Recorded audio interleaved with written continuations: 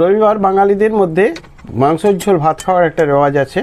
আর নমস্কার বন্ধুরা, আমি দীপঙ্কর সেই রেসিপি একটা সহজ পদ্ধতিতে মাংসের ঝোল রান্না করে দেখাচ্ছি। এখানে আমি 3টে টমেটো, 3টে বড় সাইজের পেঁয়াজ, একটু আদা রসুন কুচি, একটু গোটা গরম মশলা নিয়ে নিয়েছি।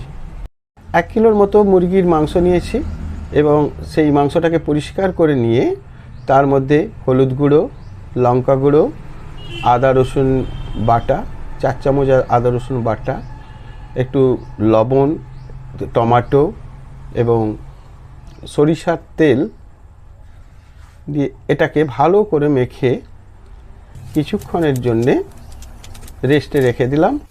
কড়া উনুনে বসিয়ে তার মধ্যে একটু সর্ষের তেল দিয়ে জিরে, গোটা গরম মশলাগুলো এবং পেঁয়াজ কুচি ছেড়ে দিলাম। তাতে একটু নুন দিয়ে দিলাম যাতে করে পেঁয়াজটা তাড়াতাড়ি ভাজা হয়ে যায়।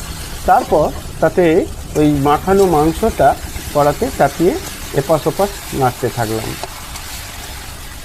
এইভাবে নাড়তে নাড়তে যখন এই মাংসের মধ্যে তেল ছেড়ে দেবে তখন আমি এতে ব্যবহার করব গরম জল এবং গরম জল দিয়ে এটাকে ফুটতে দিলাম।